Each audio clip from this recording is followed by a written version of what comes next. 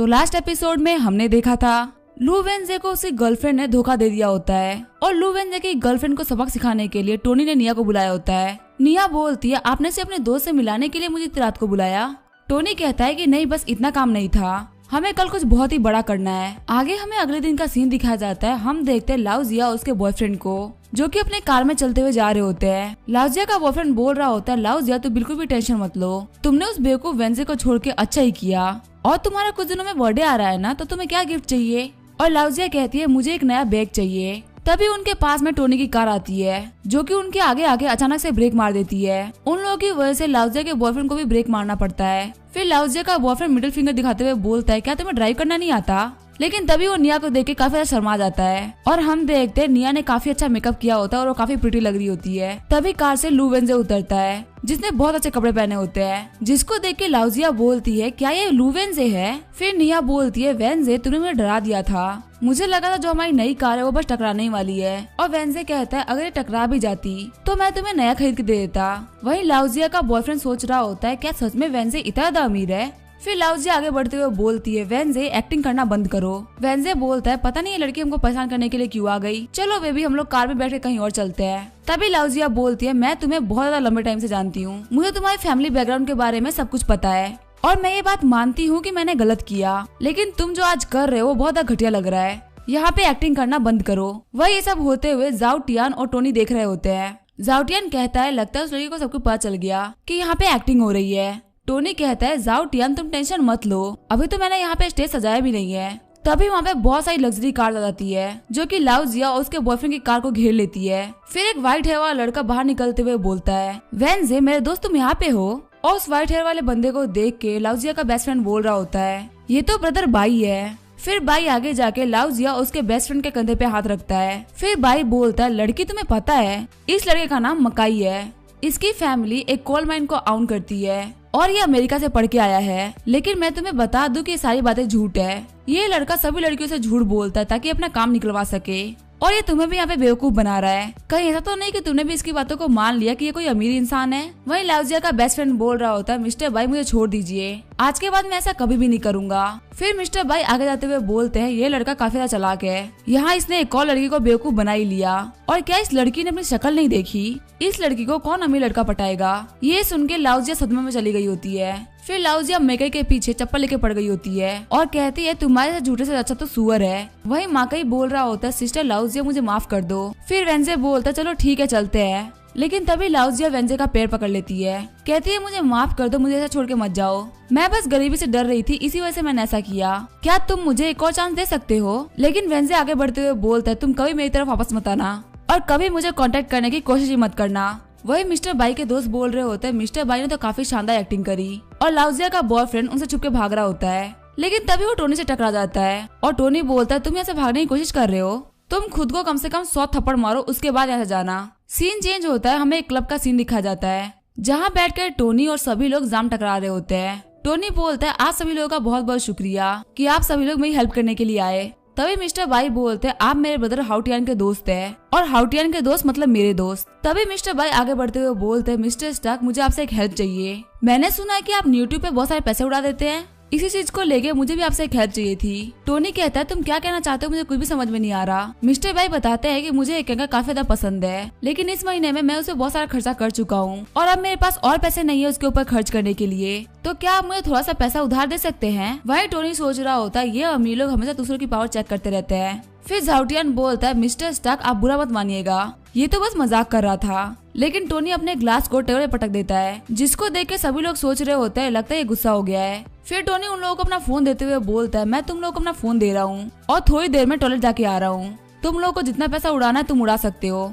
और टोनी जाते हुए बोलता है मेरा पैसा बचाने की सोचना भी मत, जितना पैसा तुम लोग को उड़ाना है उड़ा सकते हो। फिर मिस्टर बाई टोनी के फोन को अपने हाथ में लेते हुए बोलते हैं ये बंदा हमारे ऊपर काफी ज्यादा विश्वास करता है, इसी वजह से तो ये हमारे ऊपर अपना फोन छोड़ के चला गया। वही टोनी सोच रहा होता है अगर ये मुझसे ये बोलता कि मुझे इस पार्टी का बिल पे करना है तो मुझे बुरा लगता, लेकिन अगर किसी लड़की को पैसे देने की बात है तो मेरे पास तो बहुत सारा पैसा है। फिर टोनी जाके सुसु करने लगता है और टोनी के सिस्टम को देख के एक बंदा बोल रहा होता है इसके ड्रैगन के सामने तो मेरा चिड़िया है।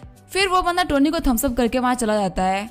वही टोनी सोच रहा होता है आखिर ये बंदा ऐसे क्यों बिहेव कर रहा है। फिर हम देखते हैं मिस्टर बाई को, जो कि टोनी का फोन यूज करते हुए बहुत सारा पैसा उड़ा दिया होता है और उनके आसपास बहुत सारे लोग इकट्ठा भी हो गए होते हैं। फिर टोनी बोलता है यहाँ पे इतने सारे लोग क्या कर रहे हैं, और मिस्टर बाई रोते हुए बोलते हैं फाइनली मिस्टर स्टार्क आप यहाँ पे आ गए, प्लीज मुझे बचा लीजिए। फिर टोनी बोलता है मैं बहुत टाइम से यहाँ पे नहीं था, लेकिन फिर भी तूने जो अमाउंट उड़ाया है वो $20 मिलियन से भी कम है। ये बात सुन के वहाँ पे सभी लोग शॉक्ड हो गए होते हैं और सोच रहे होते हैं इनका स्टेटस बहुत ज्यादा ऊपर है, शायद से इनके पास एक बैंक से भी ज्यादा पैसा है। फिर मिस्टर बाई बोलते हैं मैं ज्यादा से ज्यादा $1 लाख का सुपर चैट करता हूँ, लेकिन यहाँ पे इतने सारे पैसे को देख के तो मैं भी घबरा गया। फिर टोनी बोलता है आपको यहाँ पे $60 मिलियन उड़ाने चाहिए थे। तभी मिस्टर बाई आगे बढ़ते हुए बोलते हैं मिस्टर टोनी ऐसा मत कीजिए, वो लड़की इतना सारा पैसा डिजर्व नहीं करती और पैसे को लेके तो आपके पास में मैजिकल पावर्स है। फिर झाउटियन मिस्टर बाई से कहता है क्या तुम्हें अब पता चल गया कि मिस्टर टोनी स्टार्क के पास में कितना सारा पैसा है, आज के बाद कभी भी इनके ऊपर शक करने की ट्राई भी मत करना। और मिस्टर बाई कहते हैं ठीक है मैंने भी मिस्टर स्टार्क की पावर को देख लिया, अब से मैं भी इनको फॉलो करूंगा। और वहाँ पे कुछ लड़कियां ही बैठी होती है जो कि कह रही होती है आखिर टोनी स्टार्क कौन है। जो व्हाइट हेयर वाला बंदा है मुझे पता है वो बाई फैमिली से बिलोंग करता है और बाई फैमिली एक बहुत ज्यादा स्ट्रॉन्ग फैमिली है, लेकिन फिर भी वो बंदा बोल रहा है कि मैं टोनी स्टार्क को फॉलो करूंगा। तभी दूसरी लड़की बोलती है क्या तुम देख रही हो वहाँ पर जितने भी लड़के हैं वो सभी बेहद अमीर फैमिली से बिलोंग करते हैं, अगर हम उनमें से किसी एक को भी फंसा लेंगे तो हमारी जिंदगी काफी ज्यादा आराम से गुजर सकती है, हमें किसी भी चीज की टेंशन लेने की जरूरत नहीं होगी। तभी दूसरी लड़की बोलती है क्या यहाँ पे जो लड़का खड़ा है टोनी स्टार्क, क्या ये वही लड़का है जिसने करोड़ों की सुपर चैट करी है। फिर टोनी देखता है उसके फोन पे जाओमिरी का मैसेज आ रखा होता है और वो कहता है मैं बाहर जा रहा हूँ तो तुम लोग पियो। ये कहते हुए वो क्लब से चला जाता है। फिर वो बंदे बोलते हैं मिस्टर स्टार्क तो बहुत जल्दी चले गए, क्या वो यहाँ पे बिल नहीं देना चाहते थे। जाउटियन कहता है क्या तुम पागल हो, क्या तुमने उनके पैसे उड़ाने की लिमिट नहीं देखी, वो कुछ $1000 खर्च करने में क्यों सोचेंगे, और अगली बार इनके बारे में कुछ भी बोलने से पहले 10 बार सोचना, क्योंकि इनको ऑफेंड करने की पावर हम में से किसी के पास नहीं। वही टोनी के फोन पे जाओमिरी ने मैसेज किया होता है कि मैं सियोल में हूँ और टोनी बोलता है चलो ठीक है हम कल मिलेंगे। साथ ही सोच रहा होता है बहुत दिनों के बाद मैं कम से कम इसका अफेक्शन पॉइंट कमा पाऊंगा। अगले दिन हम देखते हैं उस स्ट्रीमर को जो कि एयरपोर्ट पे आई होती है और वो सोच रही होती है मैंने अपने चाम से बहुत बड़ी बड़ी मछलियों को फंसाया है, इसको भी मैं आराम से फंसा ही लूंगी। आगे हम देखते हैं टोनी और जाओमिरी को जो कि कैफे में बैठे होते हैं। टोनी को नोरा ने मैसेज किया होता है कि मुझे एक सपना आया था कि तुम्हारी और मेरी शादी हो गई है, साथ ही उसने बहुत सारा मैसेज किया होता है कि मैं तुम्हारे साथ लॉयल रहूंगी और वगैरह वगैरह। तभी जाओमिरी बोलती है मिस्टर स्टार्क आप क्या देख रहे हैं। टोनी बोलता है कुछ नहीं बस कोई दिन में सपने देख रहा है। टोनी को देखते हुए जाओमिरी सोच रही होती है मुझे मेरी कंपनी के सीईओ ने कहा था कि कैसे भी करके मुझे मिस्टर स्टार्क को फंसाना ही होगा, भले ही मुझे इनके साथ सोना ही क्यों ना पड़े। साथ ही वो गुस्सा भी हो रही होती है क्योंकि टोनी उसके ऊपर बिल्कुल भी ध्यान नहीं दे रहा होता और सोच रही होती है मैं जैसी ब्यूटी के सामने होने पे भी ये बंदा फोन पे ध्यान दे रहा है। फिर जाओमिरी बोलती है आप बहुत ज्यादा यंग है तो आखिर आप इतना सारा पैसा कमाते कैसे हैं। फिर टोनी सोच रहा होता है इसकी जो मेरी तरफ अफेक्शन है वो ऑलरेडी बहुत ज्यादा है, इसी वजह से मेरा सिस्टम इसको अफेक्शन की लिस्ट में काउंट नहीं कर पा रहा, और क्या मैंने इसके पे जो इतना सारा पैसा खर्च किया वो सब वेस्ट हो गया। नहीं मैं इसकी अपनी तरफ जो अफेक्शन है उसको कम करता हूँ। फिर टोनी बोलता है तुमने मुझसे पूछा ना कि मैं क्या करता हूँ, मैं एक जॉबलेस इंसान हूँ और लगता है तुम्हें कोई गलती हुई है, मेरे पास तो एक घर भी नहीं है। फिर जाओमिरी घबराते हुए बोलती है लगता है आप कोई जॉब नहीं करते, आपका कोई बहुत बड़ा बिजनेस है, वरना आप इतने सारे पैसे इतने आराम से कैसे खर्च कर पाते। फिर टोनी बोलता है मेरी कोई कंपनी नहीं है, मैंने जितना भी पैसा खर्च किया वो सारा पैसा मेरे फादर का है, मेरे फादर हावर्ड स्टार्क की एक कंपनी है जो कि बैंकरप्ट होने वाली है, इसी वजह से जो आखिरी बचे हुए पैसे थे वो मैंने तुम्हारे ऊपर खर्च कर दिए और मैं तुमसे इसी वजह से मिलना चाहता था ताकि मैं तुमसे गिफ्ट के पैसे वापस मांग सकूं। ये बात सुन के जाओमिरी की हालत काफी ज्यादा खराब हो जाती है और हम देखते हैं जाओमिरी की अफेक्शन -20 हो जाती है। फिर जाओमिरी पूछती है अगर तुम्हारे पास इतने पैसे ही नहीं है तो तुम अमीर बनने की एक्टिंग क्यों करते हो और तुम मुझसे पैसे वापस मांग रहे हो, एक मैन कभी भी ऐसा नहीं करता।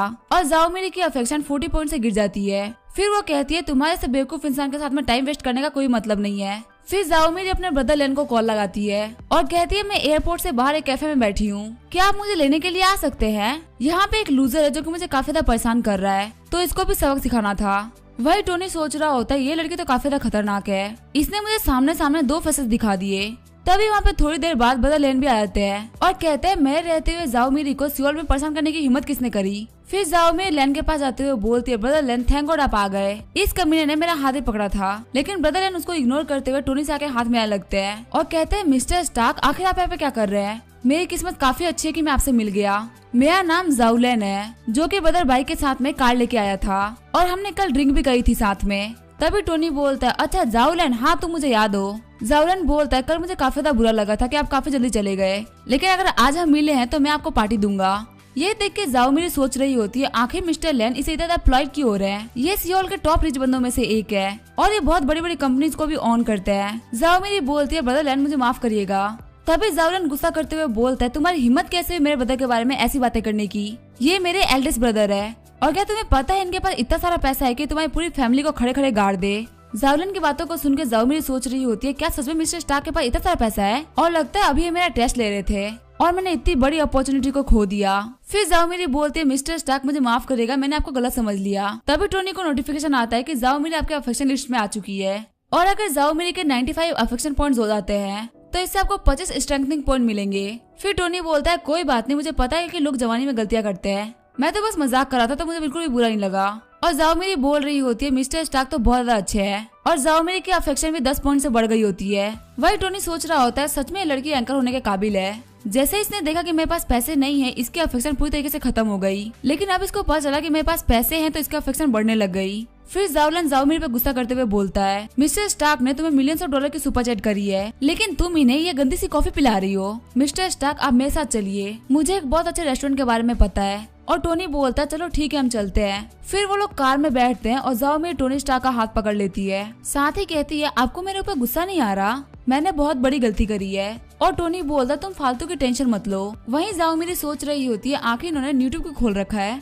फिर टोनी एक लड़की की आईडी निकालता है और अंधाधुन उसके ऊपर पैसे भेजने लगता है जिसको देख के जाओ मेरी काफी ज्यादा शॉक्ड हो गई होती है और जो स्ट्रीमर होती है वो भी काफी ज्यादा घबरा गई होती है कि आखिर इतने सारे पैसे कहाँ से आ रहे हैं। फिर स्ट्रीमर बेहोश जाती है और कंपनी बताती है इतने सारे सुपर चैट आने की वजह से घबरा के बेहोश हो गई। वहीं जाओ मेरी सोच रही होती है मैंने पहली बार किसी को इतना तेज पैसा भेजते हुए देखा है और अगर मैं यहाँ पे लाइव स्ट्रीमिंग कर रही होती तो मुझे 30 मिलियन डॉलर मिल जाते। और मुझे ऐसा लगता है कि ये बंदा मुझे सब दिखाने के लिए कर रहा है लेकिन जो भी हो इसका जो पैसा खर्च करने की स्पीड है वो मुझे काफी ज्यादा पसंद आई और मुझे तो वेट है कि कब इसकी उंगलियां फोन से हटके मेरी बॉडी पे आएगी। और जाओ मेरी का जो अफेक्शन होता है वो 30 पॉइंट से बढ़ गया होता है। वही टोनी सोच रहा होता है आखिर इसको क्या हुआ मैं यहाँ पे सुपर चैट किसी और को कर रहा हूँ और ये खुश हो रही है। फिर वो लोग रेस्टोरेंट पे आ गए होते हैं। मिस्टर लैन बोलता है मिस्टर स्टार्क ये यहाँ का सबसे ज्यादा फेमस प्राइवेट रेस्टोरेंट है और इस जगह के बारे में 3 सबसे ज्यादा खास चीजें हैं। टोनी बोलता है पहला तो होगा यहाँ का खाना दूसरी यहाँ की सीनरी काफी ज्यादा यूनिक है पर तीसरी क्या है। मिस्टर लैन बोलते हैं हाँ आपने दोनों चीजें बिल्कुल सही बताई लेकिन लास्ट चीज आप सोच भी नहीं सकते। यहाँ के तीसरी सबसे अच्छी चीज है वो है यहाँ के बॉस की बेटी जाओ की। तभी जाओ की बोलती है टोनी तुम यहाँ पे। फिर वो देखती है जाओ मी ने टोनी के हाथों को पकड़ रखा होता है जिससे गुस्सा होकर जाओ मेरी अपने हाथ में रखे इंस्ट्रूमेंट को तोड़ देती है और वहाँ से रोते हुए चली जाती है। वही टोनी सोच रहा होता है इसकी अफेक्शन कम हो रही है अगर ऐसे चलता रहा तो मेरे इतने दिनों की मेहनत खराब हो जाएगी। फिर हम देखते हैं टोनी जाओ मेरी के पास आ गया होता है। जाओ मेरी कहती है तुम एक प्ले बॉय हो जो कि मेरी फीलिंग से खेल रहा है। वही टोनी सोच रहा होता है अगर ऐसे ही करती रहेगी तो मेरी अफेक्शन चली जाएगी और मैं कुछ भी नहीं कर सकता मुझे यहाँ पे रिस्क लेना ही होगा। फिर टोनी बोलता है क्या तुमने वो मूवी देखी है रिचेस्ट टोमेटो मैन। जाओ की बोलती है तुमने मुझे यहाँ पे चीट किया है और तुम मुझसे यहाँ पे मूवी के बारे में बात कर रहे हो। फिर टोनी बोलता है मेरी कहानी भी कुछ ऐसी ही है और वो सिगरेट पीते हुए बताता है तुम्हें तो पता चले गया होगा कि मैं एक बहुत ही बड़ी फैमिली से बिलोंग करता हूँ। तुम ये भी सोचती होगी कि आखिर मैं इतना ऑर्डिनरी क्यों रहता हूँ। ऐसा इसी वजह से क्योंकि मेरी जो फैमिली है उसके अंदर एक रूल है जब फैमिली का वाइस 18 साल का हो जाता है तो उसको $1 बिलियन खर्च करने होंगे ताकि उसे उसकी फैमिली के $50 बिलियन की प्रॉपर्टी मिल सके। और ये सब करने के लिए मैंने बहुत सारा खर्चा भी किया। मैंने एनवायरमेंट प्रोटेक्शन के लिए बहुत सारे कैंपेन चलाए और साथ ही बहुत ही बड़े बड़े काम भी किए और उन्हीं कामों में से था इस स्ट्रीमर को बहुत सारे पैसे भेजना। और इन सारी चीजों के बारे में मैं पहली बार किसी को बता रहा हूँ जो कि तुम हो। ये बात मैं किसी को भी नहीं बता सकता क्योंकि ये मेरी फैमिली का सीक्रेट है लेकिन मुझे माफ करना अब मैं थक चुका हूँ इसी वजह से मैं ऐसे चलता हूँ। वहीं जाओ की सोच रही होती है इसने बहुत ज्यादा मेहनत करी अपने पैसे को खर्च करने के लिए और यहाँ पे मैं बिल्कुल गलत थी। आखिर मैं इतना मेहनत करने वाले इंसान पर डाउट कैसे कर सकती हूँ। फिर जाओ की टोनी को गले लगा लेती है और कहती है प्लीज मुझे माफ कर दो मेरी गलती थी तुम मुझे छोड़ के मत जाओ। साथ ही वो सोच रही होती है इसने इतनी बड़ी सीक्रेट मुझे बता दी सच में ये मुझे बहुत ज्यादा चाहता है। और जाओके का अफेक्शन पॉइंट 92% हो गया होता है। फिर जाओके जाओलन के पास आती है और बोलती है प्लीज मुझे माफ करना मैं थोड़े बुरे मूड में थी मेरी वजह से तुम सभी लोगों का डिनर खराब हो गया और इसी वजह से अब मैं तुम सभी लोगों को एक ट्रीट दूंगी। वहीं जाओलन सोच रहा होता है मिस्टर टोनी तो काफी ज्यादा कूल है उन्होंने 5 मिनट के अंदर इसको पटा लिया।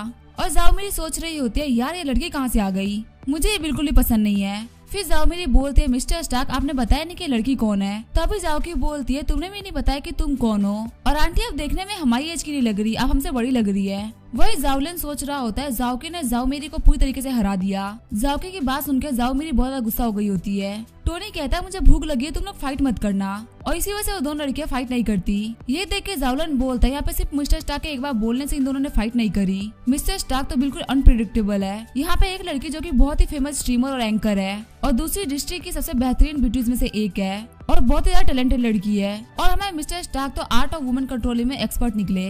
ऐसा भी कह सकते हैं कि मिस्टर स्टार्क एक सकबस है, लेकिन चाहे जो भी हो मैं आज से इनको फॉलो करने वाला हूँ। अब से ये मेरे आइडल है। सीन चेंज होता है, हम देखते हैं टोनी को जो कि सोच रहा होता है वो रेस्टोरेंट काफी ज्यादा महंगा था। ये तो काफी अच्छी बात है कि मुझे पे नहीं करना पड़ा। मैंने जाओकी को 18,000 पे कर दिया ताकि वो 8,000 पे कर सके। देखा तो मेरे पहले दो टारगेट नोरा और निया, उनके ऊपर मेरा अफेक्शन काम कर गया और जाओकी 92 पॉइंट्स पे है और जाओकी की वजह से मुझे 25 एट्रीब्यूट पॉइंट्स, साथ ही पियानो बजाने की स्किल भी मिलेगी। वही जाओमेरी का अफेक्शन भी 92% हो चुका है, उससे भी मुझे 25 एट्रीब्यूट पॉइंट्स मिलेंगे, साथ ही डांस की स्किल भी मिलेगी और इन दोनों के अफेक्शन काफी ज्यादा आगे बढ़ चुकी है। तो क्या मुझे कुछ नया ट्राई करना चाहिए? और मेरे लिस्ट में एक और लड़की है तो वो देखता है, वो होती है जूली। साथ ही वो सोच रहा होता है मुझे याद है ये तो लियांग की गर्लफ्रेंड है और इसकी अफेक्शन 76 पॉइंट पहुंच चुकी है। साथ ही इससे भी मुझे 25 एट्रीब्यूट पॉइंट मिलेंगे और इससे मिले हुए तो मुझे बहुत सारा टाइम हो चुका है। क्या मुझे इससे मिलना चाहिए? तभी उसके पास से कुछ लड़के गुजर रहे होते हैं और वो बोलते हैं यहाँ पे किसी लड़के ने कन्फेस किया है। तभी दूसरा लड़का बोलता है हाँ वो एक लव वॉरियर की तरह कन्फेस कर रहा है। टोनी बोलता है लव वॉरियर, सुनने में तो काफी ज्यादा इंटरेस्टिंग लग रहा है, मुझे चल के देखना चाहिए। और हम देखते हैं ये बंदा कोई और नहीं लियांग होता है। लियांग कहता है जूली मुझे माफ कर दो, मैं अगली बार से कभी भी ऐसा बिहेव नहीं करूंगा। और क्या तुम्हें याद नहीं कि हमने पहले कितने अच्छा टाइम बिताया है? तो क्या तुम मुझे एक और मौका नहीं दे सकती? वहीं जूली काफी ज्यादा गुस्सा हो रही होती है। वहीं टोनी आते हुए सोचता है ये तो लियांग है, ये यहाँ पे क्या कर रहा है और क्या इसे ये सब करने में शर्म नहीं आ रही? तभी जूली की नजर टोनी पे पड़ती है और वो दौड़ते हुए टोनी के पास चली जाती है। वहीं लियांग कह रहा होता है जूली आखिर तुम कहाँ जा रही हो, प्लीज रुक जाओ। वहीं जूली टोनी के पास जाते हुए बोलती है तुम टोनी हो ना, फाइनली तुम मुझे मिल ही गए, आज मेरा काफी अच्छा दिन है और क्या तुम मुझे विजेट पे ऐड करोगे? प्लीज मुझे ऐड कर लो, मुझे रिजेक्ट मत करना। वहीं सारे लोग बात कर रहे होते हैं, ये लड़की तो किसी और लड़के से बात कर रही है, लगता है लव वॉरियर कन्फेशन में हार गया और ये तो हमारे सीनियर लियांग है। क्या लियांग हार गए? वहीं लियांग सोच रहा होता है ये कमीना टोनी, इसके लिए जूली मुझे छोड़ सकती है, मुझे विश्वास नहीं हो रहा। फिर टोनी लियांग के पास आते हुए बोलता है क्या तुम्हें बुरा लग रहा है? तभी लियांग बोलता है क्या तुम मुझे यहाँ पे बेइज्जत करने के लिए आए हो? तभी टोनी बोलता है लियांग अगर मैं सच बताऊं तो मैं हमेशा से तुमसे जलता था क्योंकि तुम्हारे पास अच्छे लुक्स थे और तुम स्पोर्ट्स में काफी ज्यादा अच्छे थे, यहाँ तक कि तुम्हें लड़कियां भी काफी ज्यादा पसंद किया करती थी। वही तुम्हें इन सारी चीजों से कोई फर्क नहीं पड़ता था, लेकिन तुम अपने उस ऑरा को खो चुके हो और अब बस तुम पैनिक कर रहे हो। तुम्हारी गर्लफ्रेंड वहाँ पे तुमसे अलग हुई जब तुम रेसेस में जीतने के लिए मेहनत कर रहे थे और उसे इग्नोर कर रहे थे। वो तुम ही थे जिसने अपने हाथों से उसे अपने आप से अलग किया, इसी वजह से आज वो तुमसे अलग है और तुम आज यहाँ पे उसे वापस पाने की भीख मांग रहे हो। क्या तुम्हें नहीं लगता कि सारी गलती तुम्हारी है? लियांग रोते हुए कहता है टोनी तुम सही बोल रहे हो, ये सारी मेरी ही गलती है। वही सारे लोग आपस में बात कर रहे होते हैं, हमें तो लगा यहाँ पे कोई तीसरा बंदा होगा, लेकिन ऐसी कोई बात नहीं, ये लड़की तो काफी ज्यादा अच्छी है।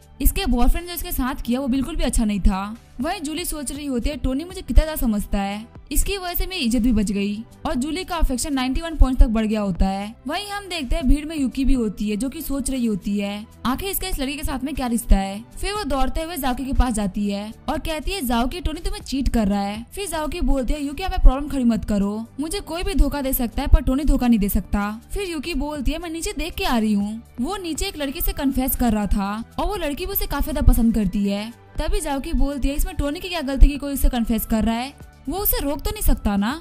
फिर यूकी उसे अपना फोन दिखाते हुए बोलती है आज ही उसने एक लड़की के ऊपर $30 मिलियन खर्च किया है, क्या तुम अभी भी बोलोगे कि वो तुम्हें धोखा नहीं दे सकता? जाओकी बोलती है हाँ उसने मुझे बताया था कि उसने $30 मिलियन खर्च किए हैं। यूकी बोलती है उसने खर्च नहीं किया, उसने एक लड़की के ऊपर उड़ाया है। तभी जाओकी बोलती है तुम परेशान मत हो, मुझे उसके ऊपर पूरा भरोसा है और वो भी मुझ पर उतना ही भरोसा करता है। और यूकी क्योंकि तुम्हारा कोई बॉयफ्रेंड नहीं है इसी वजह से तुम नहीं समझ पाओगी। ये बात सुनकर यूकी को काफी ज्यादा बुरा लगता है। साथ ही वो सोच रही होती है मेरी दोस्त काफी ज्यादा समझदार थी, सच में प्यार लोगों को अंधा कर देता है। सीन चेंज होता है, हम देखते हैं टोनी को जो कि अपने दोस्त के साथ में होता है। टोनी का दोस्त बोलता है आखिर तुम्हें यहाँ पे नींद कैसे आ सकती है, क्या तुमने वो स्क्रिप्ट नहीं पढ़ी, तुम्हें बिल्कुल वैसा ही एक्ट करना है। टोनी बोलता है मुझे तो यहाँ पे आना भी नहीं था, तुमने मुझे काफी ज्यादा परेशान किया यहाँ पे आने के लिए। तभी वहाँ पे लड़कियां बोलती है जियांग ताओ तुम यहाँ पे चिल्लाओ मत, इससे टोनी को बुरा लग सकता है। हमें तो यहाँ पे टोनी को सोते हुए देख के भी काफी ज्यादा अच्छा लग रहा है। और टोनी क्या तुम आज रात के लिए फ्री हो? तभी दूसरी लड़की बोलती है लगता है टोनी आज काफी ज्यादा थका हुआ है। तो क्या आज वो मेरे साथ में कॉफी पीने चलेगा? टोनी बोलता है जियांग ताओ, डेट तो तुम्हारी थी ना, आखिर यहाँ पे दो लड़के क्या करने आई है? जियांग ताओ बोलता है इन दोनों ने बोला कि अगर तुम नहीं आओगे तो ये भी नहीं आएंगी, और आखिर तुम ऐसा हैंडसम दिखने वाला इंसान हम जैसे ऑर्डिनरी दिखने वाले लोगों की प्रॉब्लम कैसे समझ सकता है? फिर जियांग ताओ बोलता है आखिर तुमने नोरा के साथ में क्या किया है? मैंने सुना है आजकल वो काफी ज्यादा परेशान चल रही है, यहाँ तक कि वो डॉक्टर से ट्रीटमेंट भी ले रही है, वो बहुत ज्यादा परेशानी के अंदर है। वही टोनी सोच रहा होता है कहीं मैंने ज्यादा तो नहीं कर दिया। मैं ये बात मानता हूँ कि उसने मुझे हर्ट किया था, लेकिन इसमें उसकी इतनी भी कोई गलती नहीं थी, और कम से कम वो मरने के लायक तो बिल्कुल भी नहीं है। कहीं मैंने उसके साथ में एक्ट प्ले करके कोई गलती तो नहीं करी? तभी वहाँ पे एक और लड़की आते हुए बोलती है टोनी ये तो तुम हो ना, मैंने सुना है कि तुम हमारे स्कूल के इंटरनेट किंग हो, जब तुम नेट खोलते हो तो पूरा इंटरनेट ही हिल जाता है। फिर टोनी बोलता है हाँ तुम बिल्कुल सही बोल रही हो, और ये बातें नोरा भी सुन रही होती है। फिर नोरा रोते हुए बोलती है ये सारी मेरी ही गलती थी। तभी वहाँ पर टोनी के हाई स्कूल का एक क्लासमेट भी आता है, जो कि कहता है कि तुम लोगों को लग रहा है कि ये वो टोनी स्टार्क है जो कि ऑनलाइन बहुत सारा पैसा खर्च कर रहा है, लेकिन मैं तुम लोग को बता दूं कि ये वो टोनी स्टार्क होने के बिल्कुल भी लायक नहीं है। इसका तो सिर्फ नाम टोनी है, इसने तो उतना पैसा देखा भी नहीं होगा। वही टोनी सोच रहा होता है ये तो वही कमीना है। फिर वो बंदा आगे बढ़ते हुए बोलता है मैं इसका क्लासमेट हूँ, मेरा नाम है जस्टिन हैमर, और मेरे पास यहाँ पे काफी अच्छी खासी प्रॉपर्टीज है, और लड़की मैं तुम्हें काफी टाइम से नोटिस कर रहा हूँ, क्या तुम चाहती हो कि मैं तुम्हें अपने विजिट पे ऐड करूँ? वही टोनी सोच रहा होता है ये कमीना जस्टिन हैमर, ये मेरे हाई स्कूल का राइवल है, सिर्फ क्योंकि ये अमीर और पावरफुल था इसी वजह से मुझे काफी ज्यादा बुली किया करता था, और ये यहाँ पे शो ऑफ करना चाहता है ना, तो मैं इसको शो ऑफ करने दूंगा। वैसे भी मैं इतनी जल्दी अपने क्लासमेट के सामने अपनी हाई प्रोफाइल इमेज शो नहीं करना चाहता था, और ये पटा भी किसको रहा है इसे तो मुझे बिल्कुल भी फर्क नहीं पड़ता। फिर टोनी आगे बढ़ते हुए बोलता है ये मेरा क्लासमेट जस्टिन हैमर है, और ये अभी 985 यूनिवर्सिटी में पढ़ाई कर रहा है, ये खुद की अपनी एक कंपनी भी चलाता है जिसकी वैल्यू मिलियंस ऑफ डॉलर्स की है। तुम ये भी कह सकती हो कि ये काफी ज्यादा अमीर इंसान है। और रही बात मेरी, तो हाँ मैं टोनी स्टार्क नहीं हूँ, मुझे तो बस अपने पुराने घर को बेचने से काफी ज्यादा पैसा मिला है जो कि $5 मिलियन है। ये सुनकर जस्टिन बोल रहा होता है इस कमीने के पास $5 मिलियन है। वही नोरा काफी ज्यादा शॉक्ड हो गई होती है और बोलती है क्या टोनी स्टार्क नहीं है? यहाँ मेरे सामने दो लड़के खड़े हैं, जिसमें से एक 985 यूनिवर्सिटी में पढ़ता है और उसने खुद के दम पे मिलियंस ऑफ डॉलर की कंपनी बनाई है। वहीं दूसरी तरफ टोनी है जिसके पास थोड़े से पैसे हैं और वो मुझे काफी ज्यादा पसंद करता है, और इसे सोचने की वजह से नोरा का अफेक्शन घटने लगता है, और वो इतना घट जाता है कि वो टोनी के अफेक्शन लिस्ट से ही बाहर हो जाती है। फिर नोरा जस्टिन हैमर से बोलती है मैं तुम्हें ऐड करती हूँ। साथ ही वो सोच रही होती है ये तो किसी बेवकूफ को भी पता होगा कि आखिर किसको चूज करना है। फिर जस्टिन बोलता है देखो ये कितनी ज्यादा अजीब बात है, अभी जो लड़की तुम्हें पसंद करी थी वो मुझे वीचैट पे ऐड कर रही है, और वो टोनी के पास आके बोलता है पहले तुम्हें मारने में काफी ज्यादा मजा आया करता था, लेकिन अब तो तुम्हें देखने का भी मन नहीं करता। फिर वो आगे जाते हुए बोलता है आज मेरा दोस्त टोनी मिला है, तो इसने जो भी खर्चा किया रेस्टोरेंट में वो सब मेरी तरफ से। वहीं हम देखते हैं टोनी हंस रहा होता है, जिसको देख के बाकी सभी लोगों को कुछ भी समझ में नहीं आ रहा होता। टोनी बोलता है नहीं मैं बिल्कुल ठीक हूँ, मुझे बस आज कोई पता चल गया। साथ ही वो सोच रहा होता है मैंने सोचा कि मैं नोरा को एक और चांस दे दूं, लेकिन ये तो गिरगिट निकली। वक्त आते ही फिर से रंग बदल दिया, और आज के बाद से मैं कभी भी नोरा के ऊपर दया नहीं खाऊंगा, और मैं इसको वो हेल्प फील कराऊंगा जो कि ये डिजर्व करती है। फिर टोनी उस रेस्टोरेंट से जा रहा होता है, तभी जस्टिन बोलता है क्या तुम जा रहे हो? तुम्हें पता है कल हमारे हाई स्कूल का रियूनियन होने वाला है जो कि हमने जियो झा होटल पे रखा है, तो टोनी क्या तुम कल आने की हिम्मत कर सकते हो? टोनी सोच रहा होता है अच्छा क्लास का रियूनियन। फिर टोनी बोलता है अगर तुम मुझे इनवाइट कर रहे हो तो मैं जरूर से आऊंगा। आगे हमें अगले दिन का सीन दिखाया जाता है। टोनी के क्लास के सारे बंदे आ गए होते हैं। जस्टिन बोलता है आज तुम लोग जी खोल के पियो और मजे करो, इन सब के लिए मैं पे करूंगा। वही सारे बंदे बोल रहे होते हैं जस्टिन हैमर सच में कमाल का बंदा है। फिर जस्टिन बोलता है तुम लोगों को रोया के सामने मेरी तारीफ करनी है, वो अभी आती ही होगी। फिर सारे बंदे बोलते हैं बिल्कुल भी टेंशन मत कीजिए, वो जैसे ही आएगी हम उसके सामने आपकी काफी तारीफ करेंगे, और वैसे भी आप और वो एकदम परफेक्ट मैच है। आप एक काफी ज्यादा स्मार्ट बंदे हैं और काफी ज्यादा स्टैंडर्ड भी। वही रोया काफी ज्यादा सुंदर लड़की है। वही टोनी सोच रहा होता है ये कमीना शो ऑफ करने की एक भी अपॉर्चुनिटी नहीं छोड़ता। तभी वहाँ पे रोया आती है और वो बोलती है मुझे माफ करना, मैंने तुम सभी लोगों को वेट कराया। आज मेरा जो ड्राइवर था उसने आज छुट्टी रख ली थी, इसी वजह से मुझे टैक्सी लेके आना पड़ा। वही टोनी सोच रहा होता है रोया ये मुझे याद है, हमारे हाई स्कूल में सभी लोग इसको काफी ज्यादा पसंद किया करते थे। ये बहुत ज्यादा मिस्टीरियस और नोबल है, जैसे कि एक ऐसी मिस्ट्री जो कि कभी सॉल्व नहीं हो सकती, और इसको देखते स्कूल में सारे बंदे पागल हो जाते थे। फिर टोनी आगे बढ़ते हुए बोलता है क्लासमेट रोया तुमसे मिले हुए काफी ज्यादा टाइम हो गया, क्या तुम मुझे विचेट पे ऐड करोगी, जिससे हमारा बात करना काफी ज्यादा आसान हो जाएगा। ये देख के जस्टिन हैमर काफी ज्यादा गुस्सा हो गया होता है और कहता है एक बार ये पार्टी खत्म हो जाए इसके बाद मैं इस कमीने को सबक सिखाऊंगा। और रोया बोलती है ठीक है मैं तुम्हें अपना अकाउंट देती हूँ। साथ ही वो सोच रही होती है आखिर ये बंदा कौन है, मैंने आज से पहले इसको कभी नहीं देखा। और हम देखते हैं रोया उसके अफेक्शन सिस्टम में ऐड हो गई होती है। टोनी को बताया जाता है कि अगर आप इसको पटा लेते हैं तो आपको 35 रिवॉर्ड पॉइंट मिलेंगे। साथ ही आपको 4 अलग लैंग्वेजेस भी आ जाएंगी, जो कि है इंग्लिश, फ्रेंच, रशियन और जर्मनी। वही पूरी क्लास शॉक्ड हो गई होती है और कहती है टोनी पहले ऐसा तो नहीं था, लेकिन अब ये काफी ज्यादा औसम हो चुका है। इसने डायरेक्ट जाके उसकी वीचेट आईडी मांग ली। तभी लाउजिया खड़े होते हुए बोलती है ये बिल्कुल भी औसम नहीं है, ये बस यहाँ पे कुछ अमीर लोगों का चेला है जो कि उन लोगों के पीछे दुम हिलाते हुए घूमता रहता है। इसी ने वेंसडे को हेल्प करी थी मुझे बेवकूफ बनाने में। जो मुझे बेवकूफ बनाने के लिए आए थे वो सभी बेहद ही अमीर बंदे थे और उन्होंने मेरे जैसी भोली लड़की को परेशान किया। तभी वेंसडे बोलता है लाउजिया फालतू बातें करना बंद करो। लाउजिया बोलती है आखिर मैंने क्या फालतू बात करी, तुमने मेरी फीलिंग से खेला है और तुमने मुझे फील कराया कि तुम काफी ज्यादा अमीर हो और उसके बाद तुमने मुझसे ब्रेकअप कर लिया। चलो ये तो काफी अच्छी बात है कि तुम अमीर नहीं थे और मैं बहुत ही लकी निकली। और हम देखते हैं ये सारी बातें सुनकर रोया का अफेक्शन 5 पॉइंट से गिर जाता है। जस्टिन खड़े होते हुए बोलता है टोनी अगर तुम्हारे पास पैसे नहीं है तो तुम मेरे पास आ सकते थे, आखिर तुम अमीर लोगों के चेले क्यों बन रखे हो, मैं तुम्हें एक अच्छी नौकरी दे सकता हूँ, मैं भी एक काफी ज्यादा अमीर इंसान हूँ, अगर तुम मेरे साथ काम करोगे तो तुम काफी अच्छा पैसा कमाओगे। वही टोनी सोच रहा होता लाउजिया ने सबसे पहले मुझे बेइज्जत करने का ट्राई किया, उसके बाद जस्टिन उसकी हेल्प कर रहा है। ऐसा लग रहा है कि इन दोनों ने पहले से ही सारी चीजें डिसाइड करके रखी थी, लेकिन चलो कोई बात नहीं, मुझे इन सारी चीजों से कोई फर्क नहीं पड़ता, बस मुझे इन लोगों को अपनी रियलिटी दिखानी होगी। तभी टोनी हाउटियान को मैसेज करता है मेरी विला पे जो किराए कार पड़ी हुई है उसे लेके जियाओजा होटल पे आ जाओ।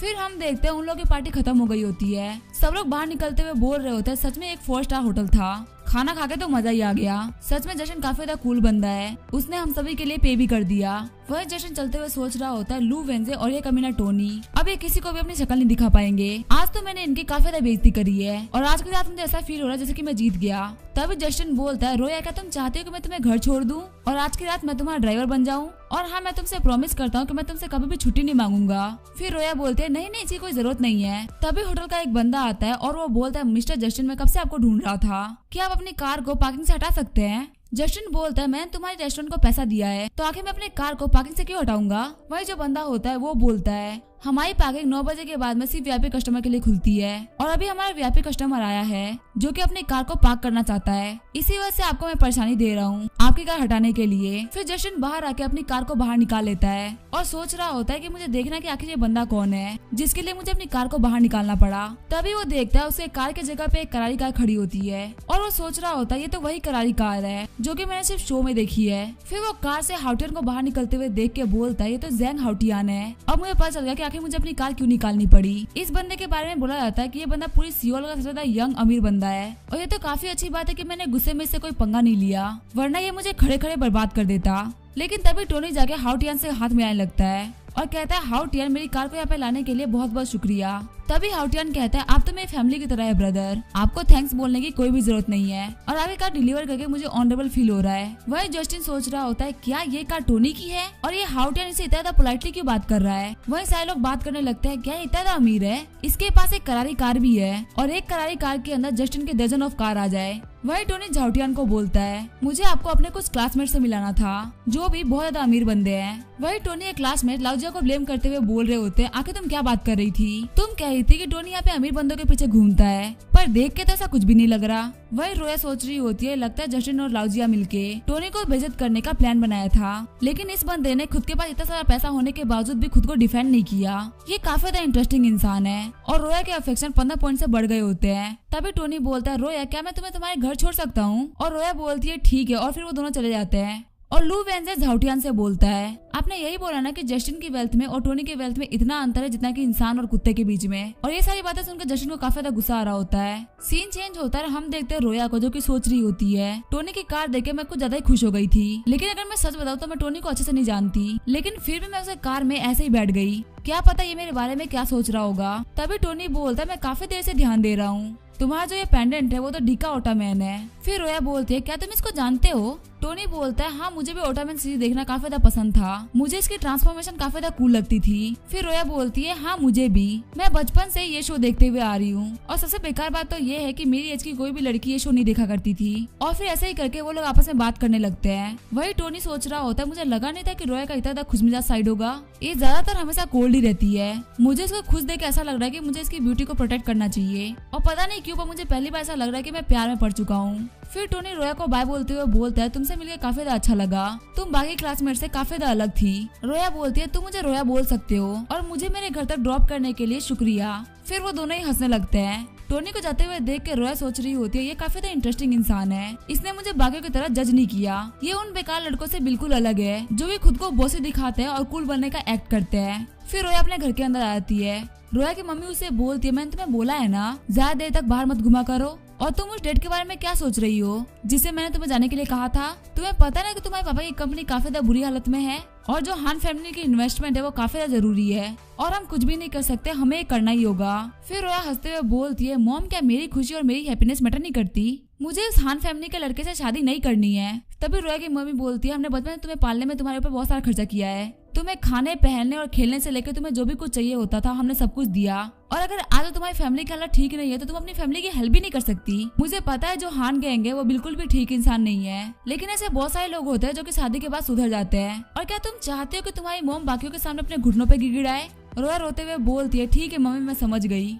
सीन चेंज होता है और हम देखते हैं टोनी को जो कि अपने चैट ग्रुप पे मैसेज पढ़ रहा होता है। तभी उनमें से एक बंदा मैसेज करता है कि बहुत बड़ी खबर है। टोनी कह रहा होता है कि आखिर हाउटिया ने क्या मैसेज किया है और हम देखते हैं उसने रोया और हान फैमिली के लड़के की शादी के बारे में पोस्टर भेजा होता है। टोनी कहता है ये कैसे पॉसिबल हो सकता है, ये तो रोया है। उसने मुझे बताया था कि वो किसी के साथ में ब्लाइंड डेट पे जाने वाली है, पर शादी ये तो हो ही नहीं सकता। और मैंने रोया को 3 साल तक स्कूल में देखा था और यही वो मेरी उम्मीद है जिसकी वजह से मैं स्कूल में पढ़ता भी था।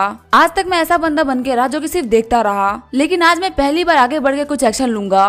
तभी हम देखते हैं उसे एक आंटी देख रही होती है जो कि बोलती है ये तो टोनी है। और उसके पास एक बंदा खड़ा होता है और वो बोलता है ये बड़े शॉर्ट्स और बिग स्लीव्स पहनता है, ये लड़का टोनी है। फिर वो आंटी टोनी को रुकाते हुए उसको अपना कार्ड देती है, कहती है हेलो टोनी मेरा नाम है सेंसुई और क्या तुम एक इंटरनेट इन्फ्लुएंसर बनना चाहते हो? टोनी उसे मना करते हुए आगे बढ़ जाता है। वो आंटी कहती है इसने मुझे इतनी जल्दी मना कर दिया, क्या इसने किसी और कंपनी के साथ में कॉन्ट्रैक्ट साइन कर लिया है? फिर वो आंटी टोनी का पीछा करते हुए बोलती है हमारी एक MCM कंपनी है, हम लोग काफी ज्यादा पावरफुल लोग हैं, हमारी सैलरी भी काफी ज्यादा अच्छी है और सबसे बड़ी बात तो ये है कि हमारी कंपनी के पास में मिस्टर स्टार्क है जो कि एक बहुत ही बड़े टाइकून है और वो हमारी कंपनी के पीछे अंधाधुंध पैसा खर्च करते हैं। अगर तुम हमारे साथ में कॉन्ट्रैक्ट साइन नहीं करते हो तो याद रखना टोनी स्टार्क तुम्हारे साथ में कुछ भी कर सकते हैं। वही टोनी सोच रहा होता है आखिर ये कैसी औरत है, ये अपने प्रोफेशनल काम के अंदर मेरा नाम क्यों ऐड कर रही है और इस कंपनी की वजह से मुझे भी अपने काम में लेट हो रहा है और लगता है इसको लग रहा है कि मैं इसका कुछ भी बिगाड़ नहीं सकता, लेकिन लगता है इसको सबक सिखाना ही पड़ेगा। तभी टोनी वहाँ मैसेज करते हुए बोलता है क्या यहाँ पे कोई झूमेंग मीडिया कंपनी को जानता है? यहाँ पे एक सेंसुई नाम की लड़की है जो कि मुझे परेशान कर रही है और मुझे मेरा ही नाम लेकर डरा रही है। तभी मिस्टर होंग बोलते हैं रुके मैं चेक करता हूँ। झाउटियान बोलता है मिस्टर स्टार्क आप 2 सेकंड रुकिए, अगर आप मुझे बोलेंगे तो मैं इस कंपनी को सीओ से गायब करवा दूंगा। वही सेंसुई बोल रही होती है क्या तुमने कुछ सोचा लड़के? तभी सेंसुई के फोन पे बॉस का कॉल आता है और वो सोच रही होती है बॉस क्यों कॉल कर रहा है और हम देखते हैं उसके बॉस होता है मिस्टर होंग जो कि बोलते हैं जल्द से जल्द वापस आ जाओ। फिर टोनी आगे बढ़ते हुए सोच रहा होता है हान ग्रुप में तुम्हें नहीं छोड़ूंगा, तुम मुझसे मेरी लड़की को नहीं चुरा सकते। वही हम देखते हैं रोया को जिससे उसकी मदर बोल रही होती है तुम बिल्कुल भी टेंशन मत लेना, ये सिर्फ एक ब्लाइंड डेट है और हम ऐसा इसलिए कर रहे हैं क्योंकि हमारी युआन हांग कंपनी बर्बाद हो चुकी है और तुम्हारे पापा भी थक चुके हैं लोगों से हेल्प मांग मांग के। इस वक्त सिर्फ अंकल हांग ही है जो कि हमारी हेल्प करने के लिए रेडी हुए हैं और एक ब्लाइंड डेट तो बिल्कुल भी बड़ी रिक्वेस्ट नहीं होती ना, तुम उसे अच्छा दोस्त तो बना ही सकती हो। तभी रोया के फोन पे टोनी का मैसेज आता है कि तुम कहाँ हो? रोया मैसेज करते हुए बोलती है मैं रॉयल होटल जा रही हूँ, वहाँ पे मैं किसी से मिलने के लिए जा रही हूँ। टोनी बोलता है अगर तुम पहुँच जाओ तो तुम मुझे अपनी लोकेशन भेज देना। वही रोया सोच रही होती है टोनी को कैसे पता कि मैं ब्लाइंड डेट पे जा रही हूँ, काश उसका मीने हांग गैंग की जगह टोनी होता। तभी रोया के फादर बोलते हैं रोया मेरी बात सुनो, आज तक तुम्हारे डैड ने तुमसे कोई भी काम करने के लिए नहीं कहा, लेकिन आज चाहे कुछ भी हो जाए शांत रहना, बस ये मानना कि तुम अपने फादर की हेल्प कर रही हो। रोया बोलती है ठीक है डैड मैं समझ गई। सीन चेंज होता है, मैं रॉयल होटल का सीन दिखाया जाता है। मिस्टर हान का एक बंदा रोया की फैमिली को रिसीव करने के लिए आया होता है। वो कहता है मिस्टर जाओ सेन आपका स्वागत है, रूम नंबर 305 में मिस्टर हान आपका वेट कर रहे हैं। वही मिस्टर हान का सेक्रेटरी सोच रहा होता है मैंने सुना है रोया काफी ज्यादा सुंदर है, लेकिन मैं इनको देखने के बाद बता सकता हूँ कि मैंने जो सुना है ये उससे ज्यादा सुंदर है, लेकिन मुझे इसके लिए काफी ज्यादा बुरा लग रहा है। इसका पूरा फ्यूचर उस मोटे के बेड पे खत्म होगा, वो बिल्कुल भी इसको डिजर्व नहीं करता। वही रोया सोच रही होती है ये तो सिर्फ एक ब्लाइंड डेट है ना, आखिर मेरे फादर इतने सारे डॉक्यूमेंट्स लेके क्यों चल रहे हैं। फिर जैसे वो लोग 305 रूम में एंटर करते हैं, अंकल हान बोलते हैं आप सभी लोगों का स्वागत है, जल्दी हम लोगों का परिवार एक परिवार होने वाला है। और हम देखते हैं रोया के फादर जाओ सेन ने सारे डॉक्यूमेंट्स को उसके टेबल पर रख दिया होता है। रोया सोच रही होती है फादर क्या करने की सोच रहे हैं। फिर हमें अंकल हान के बारे में बताया जाता है जो कि पूरे सियोल के सबसे ज्यादा पावरफुल लोगों में से एक है। वो एक बहुत ही बड़ी कंपनी को ओन करते हैं और ब्लैक और व्हाइट बहुत सारी इंडस्ट्रीज में उनका पैसा लगा हुआ है। सभी लोग कहते हैं ये एक ऐसे इंसान है जो कि अपनी प्रॉफिट के अलावा कुछ भी नहीं सोचते। तभी अंकल हान रोया को बोलते हैं रोया तुम तो बहुत बड़ी हो गई हो। रोया बोलती है अंकल हान मुझे आपसे मिलकर काफी ज्यादा अच्छा लगा। साथ ही वो टोनी को मैसेज कर देती है कि मैं कॉन्फ्रेंस रूम 305 में हूँ। तभी हान गैंग आगे बढ़ते हुए रोया का हाथ पकड़ लेता है। कहता है रोया, मैं तुमसे मिलने के लिए काफी ज्यादा बेताब था। मैंने तुम्हें लास्ट कॉकटेल पार्टी के अंदर देखा था। उसके बाद से मैं ना ठीक से सो पाया हूँ ना खा पाया हूँ। तुम बिल्कुल भी टेंशन मत लो, मेरे जो फादर है वो तुम्हारी फैमिली की अच्छी तरीके से हेल्प कर देंगे ताकि तुम इस मुश्किल समय से बाहर निकल सको। फिर रोया बोलती है हाँ, हेल्प के लिए शुक्रिया। फिर हान गैंग बोलता है रोया, तुम इतनी पोलाइट क्यों हो रही हो। फिर वो उसको पीछे से जोर से पकड़ते हुए बोलता है कुछ देर में हम एक फैमिली बनने वाले हैं। फिर रोया उसके हाथ को अपने ऊपर से हटा देती है और बोलती है यहाँ पे इज्जत से पेश आओ, क्या तुम्हें बिहेव करना नहीं आता। फिर रोया के फादर बोलते हैं रोया, हान गैंग के साथ में अच्छे से बिहेव करो। वही रोया सोच रही होती है डैड आप सही नहीं कर रहे। फिर रोया के फादर बोलते हैं मिस्टर हान, मेरी बेटी थोड़ी गुस्से वाली है और इसकी बातों का बुरा मत मानिएगा, और मुझे ऐसा लगता है कि हान गैंग और मेरी बेटी एक दूसरे के लिए एकदम परफेक्ट रहेंगे। अंकल हान बोलते हैं हाँ, मुझे भी इसकी बातों का बिल्कुल भी बुरा नहीं लगा, चलिए एक साथ में बैठ के एक बार वो कॉन्ट्रैक्ट देख लेते हैं। फिर वो सेक्रेटरी बताता है कि ये एक इक्विटी ट्रांसफर कॉन्ट्रैक्ट होगा। कॉन्ट्रैक्ट के हिसाब से हान फैमिली जाओ फैमिली को $100 मिलियन देगी, जिससे कि वो जुआन हांग फैमिली के 20% शेयर को खरीदेंगे। इसके बदले में रोया को हांग किंग से शादी करनी पड़ेगी और जो $100 मिलियन है वो आपको टुकड़ों में दिया जाएगा। लास्ट पेमेंट आपको तब मिलेगी जब रोया और हांग गैंग का बच्चा हो जाएगा। तभी रोया वो कॉन्ट्रैक्ट छीनते हुए बोलती है क्या शादी, बच्चे, आखिर यहाँ पे क्या हो रहा है। और फादर आपने तो बोला था कि एक ब्लाइंड डेट होगी, लेकिन आप तो मुझे बेच रहे हैं। तभी रोया की मॉम आगे बढ़ते हुए बोलती है रोया शांत हो जाओ। रोया बोलती है मैं शांत नहीं हो सकती, मुझे पता है ये हांग गैंग ड्रग्स लेता है, गैम्बलिंग करता है और ड्रिंक भी करता है और ये बिल्कुल भी अच्छा इंसान नहीं है, मैं इसे शादी नहीं कर सकती। तभी रोया के फादर रोया को थप्पड़ मार देते हैं। कहते हैं हमारी जाओ फैमिली बहुत ज्यादा दिक्कतों में है, लेकिन इतने मुश्किल टाइम में भी तुम सिर्फ खुद का सोच रही हो, आखिर तुम ऐसा कैसे कर सकती हो। रोया बोलती है मैं खुद के लिए नहीं सोच रही, आप मेरी लाइफ डिस्ट्रॉय कर रहे हैं। तभी रोया की मॉम बोलती है रोया मेरी बात सुनो, तुम्हारे डैड जो भी कर रहे हैं वो हमारी फैमिली के लिए कर रहे हैं और तुम बचपन से ही बहुत ज्यादा समझदार रही हो, अगर हमारी कंपनी फेल हो गई तो हमारी फैमिली भी फेल हो जाएगी। रोया बोलती है मॉम आप ऐसे बिहेव क्यों कर रही हैं? अगर हमारी लग्जरी लाइफ खत्म भी हो जाती है तो हम लोग साथ में मिलकर काम करेंगे, आप, मैं और डैड मिलकर पक्का से कुछ ना कुछ तो कर ही लेंगे। लेकिन तभी रोया की मॉम अपने घुटनों पे आ जाती है और कहती है प्लीज अपने मॉम के ऊपर थोड़ी सी दया दिखा दो। ये चीज देख के वहाँ पर सभी लोग शॉक्ड हो गए होते हैं। रोया बोलती है मॉम प्लीज ऐसा मत कीजिए, प्लीज खड़े हो जाइए। तभी रोया की मॉम बोलती है नहीं, तुम्हारी मॉम एकदम हेल्पलेस है, जब तक तुम शादी के लिए हाँ नहीं बोलोगी तब तक मैं खड़ी नहीं होंगी। तभी हान ने आगे बढ़ते हुए बोलता है रोया मैं तुम्हें काफी ज्यादा पसंद करता हूँ, तुम बिल्कुल भी टेंशन मत लो, मैं तुम्हें काफी अच्छे तरीके से रखूंगा और वैसे भी तुम्हारी मॉम को ऐसे बिहेव करते हुए देख के मुझे भी अच्छा नहीं लग रहा, बस तुम मान जाओ। वही रोया रोते हुए सोच रही होती है क्या यही मेरी डेस्टिनी है, मैं एक अमीर फैमिली में बोर्न हुई और अब मुझे पिंजरे में कैद होकर हमेशा रहना होगा। फिर रोया रोते हुए बोलती है मॉम मैंने आपसे प्रॉमिस किया था, आप जैसा बोलेंगे मैं वैसा ही करूंगी। तभी रोया की मॉम बोलती है सच में तुम काफी अच्छी बच्ची हो और रोया के डैड भी बोलते हैं मुझे माफ करना, मैं अभी बहुत गुस्सा हो गया था। फिर अंकल हान बोलते हैं अगर यहाँ पे सब कुछ ठीक हो चुका है तो हम लोग को भी कॉन्ट्रैक्ट साइन कर लेना चाहिए और रोया के फादर बोलते हैं हाँ बिल्कुल सही बोल रहे हैं, कॉन्ट्रैक्ट तो सबसे ज्यादा जरूरी है। अंकल हान बोलते हैं अगर कॉन्ट्रैक्ट से पहले इन लोगों की शादी हो जाती तो आपको शायद जल्दी पैसे मिल जाते। वहीं हांग गैंग सोच रहा होता है तुमने मुझे काफी नीचे देखा है, लेकिन तुम्हारे से कोल्ड ब्लडेड लड़की को अपने बेड पर देख के मुझे काफी ज्यादा अच्छा लगेगा। और वो लोग डील की बात कर ही रहे होते हैं तभी वहाँ पर गेट टूटता है, जिसको देख के सभी लोग शॉक हो जाते हैं और हम देखते हैं वहाँ पर टोनी आ गया होता है। टोनी बोलता है आखिर कौन वो कमीना है जो कि मेरी रोया को मुझसे दूर लेके जा रहा है। वही रोया सोच रही होती है सच में टोनी यहाँ पे आ गया। तभी हान गैंग आगे बढ़ते हुए बोलता है कमीने तू कौन है, लगता है तेरे जीने की इच्छा नहीं बची, इसी वजह से तू यहाँ पे ऐसे ही आ गया। तभी टोनी हान गैंग को एक मुक्का मार देता है और कहता है सुअर की शक्ल वाले मुझसे दूर रहे। तभी हान गैंग बोलता है तूने मुझे मारा, तेरी मुझे मारने की हिम्मत कैसे हुई। ये बोलते वो अपने दोनों बॉडीगार्ड को आगे भेज देता है और वो बॉडीगार्ड बोल रहे होते हैं आखिर तू है कौन जिसने मिस्टर हान को मार दिया। टोनी बोलता है तुम मुझसे मेरी आइडेंटिटी पूछ रहे हो, यहाँ पे ऑलरेडी 2 महान लोग हैं ना, एक वो जो अपनी बेटी को बेच रहा है और दूसरा वो जो किसी की बेटी को खरीद रहा है, और अगर तुम लोगों में हिम्मत है तो मुझे छू के दिखाओ, मैं प्रॉमिस करता हूँ मैं तुम्हारी फैमिली को पूरी सियोल से गायब करवा दूंगा। तभी अंकल हान अपने बॉडीगार्ड को बोलते हैं रुक जाओ। साथ ही वो सोच रहे होते हैं जो मेरी और जाओ फैमिली की ट्रांजैक्शन है उसके बारे में बहुत ही कम लोग जानते हैं और जो अमीर लोग जानते हैं उनको तो सिर्फ ये पता है कि एक ब्लाइंड डेट है। आखिर ये बंदा कौन है जिसको क्लियरली पता था कि हम लोग यहाँ पे शादी के लिए मिल रहे हैं, इसकी आइडेंटिटी सिंपल तो नहीं हो सकती। फिर अंकल हान आगे बढ़ते हुए बोलते हैं मुझे नहीं पता बच्चे तुम किस नोबल फैमिली से बिलोंग करते हो और क्या तुम मुझे बताओगे तुम किस फैमिली से बिलोंग करते हो। टोनी बोलता है आप इतने क्वालिफाइड नहीं है कि मैं आपको अपनी फैमिली के बारे में बताऊं। हान गैंग बोलता है तुम्हारे मेरे फादर से ऐसे बात करने की हिम्मत कैसे हुई। तभी अंकल हान बोलते हैं चुप हो जा कमीने, कुछ भी करने से पहले 2 बार सोचना, क्योंकि तुम्हारे सामने जो बंदा खड़ा है वो पता नहीं कौन हो सकता है। तभी टोनी रोया को बोलता है तुम टेंशन मत लो, मैं यहाँ पे आ चुका हूँ, मैं तुम्हें बचा लूंगा। फिर टोनी उस कॉन्ट्रैक्ट को देखने लगता है और रोया के फादर कह रहे होते हैं आखिर तुम कॉन्ट्रैक्ट के साथ में क्या कर रहे हो। टोनी बोलता है लगता है मिस्टर जाओ को अपनी बेटी की कोई कदर नहीं है, इसी वजह से वो $100 मिलियन में अपनी बेटी को बेच रहे हैं, साथ ही अपनी कंपनी के 20% शेयर को भी बेच रहे हैं। लगता है ये बंदा पागल हो चुका है क्योंकि ये बूढ़ा हो चुका है। अगर इसको डील ही चाहिए तो मैं इसको एक डील देता हूँ, मैं इसके 60% शेयर खरीदूंगा, वो भी $500 मिलियन में।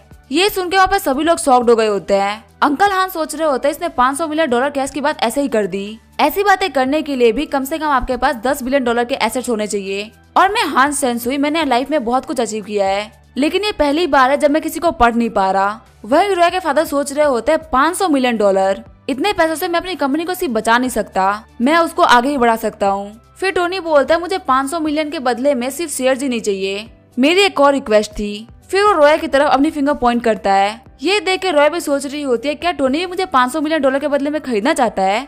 फिर रोया वहीं पे गिर जाती है और वो सोच रही होती है ये पूरी दुनिया सेम है। मैंने सोचा कि टोनी मुझे यहाँ पे बचाने के लिए आया है, लेकिन ये भी यहाँ पे मेरी बोली लगाने के लिए आया है। फिर टोनी बोलता है मैं चाहता हूँ 60% शेयर तुम रोया के नाम पे कर दो, जैसे तुम रोया के नाम पे शेयर करते हो मैं वैसे ही तुम्हारे अकाउंट में पैसे भेज दूंगा।